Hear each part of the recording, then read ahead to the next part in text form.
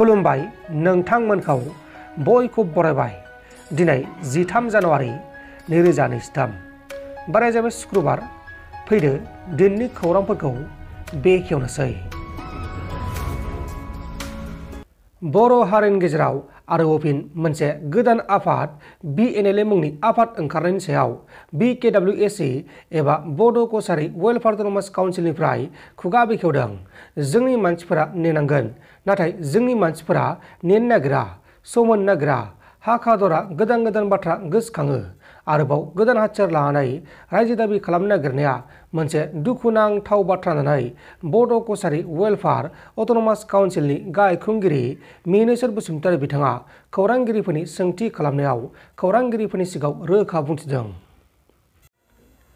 बर' हारिनि गिबिसिन धोरोम बाथौ धोरोमनि गागि अजा जानागुरु महरै गोबाव समनिफ्रायनो बिहोमा होलांबोनाय चिरां डिस्ट्रिक्टनि सिङाव थानाय गुरुबासा ओनसोलनि खासिबारि गामिनि थागिबि तिजेन्द्र बसुमतारी बिथाङा बे बुहुमनिफ्राय थांनाय बुधबार खालिनि बेलासिनि 3:30 रिंगासो समाव अराय समनि थाखाय बे बुहुमनिफ्राय रुंसारि जालांबाय।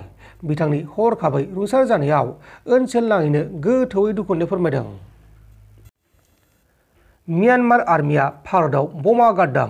बे बाथ्राखौ बुंदों YMA मिज' आफादा आरो बमा गारजानाय लकेलनि मानसिफोर आरो दैदेनगिरिफ्राबो भारतनि बर्डार साखाथिनि मिज'रामनि गामियाव बमा गारदों होननानै दाबि खालामदों।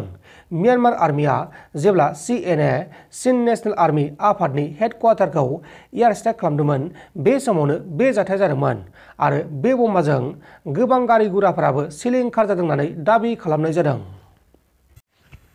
सैमानि उदखार। गुजरात रायजोनि दाहदाव मासे लामानि सैमाया सासे 7 बोसोर बैसोनि हौवासा गथ'खौ गाग्लोबनानै जोखोम खालामदों।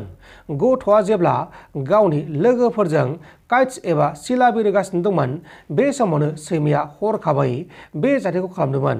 सैमाजों गाग्लोबजानाय गथ'नि मुङा जाबाय मुकेश बाबर आरो बेनि खर'खौ सैमाया अरख्लाबजोबदों। बे समाव गथ'खौ फाहामसालियाव फाहामथाय होगासिनो दङ। मोनसे गिख्रंथाव लामानि जाब्रबथाय जादों।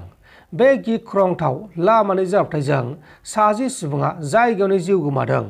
महाराष्ट्र रायजोनि नासिकनिफ्राय शिरडी फारसे थांग्रा राजा लामायाव गंसे बास गारिजों आरो गंसे ट्राकजों हरखाबै जाब्रबथाय जानानै 60 सुबुङा जिउ गोमानायजों लोगोसे गोबां दावबायारिफोरा जोखोम जादों आरो बे जाथायखौ खोनानानै महाराष्ट्र रायजोनि चिफ मिनिस्टार एकनाथ शिन्दे बिथाङा गोथौयै दुखु मोननाय फोरमायनायजों लोगोसे थैनाय नखरनो साफायाव 5 लाख रांखौ फोसावनाय जादों आरो बे बास गारिया मुम्बाइनिफ्राय शिरडी फारसे थांगासिनो दंमोन।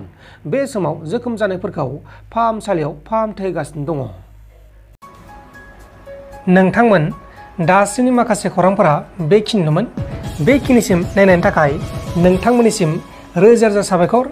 गोजोन्थों। एसेनोसै। जै बर' हारिनि।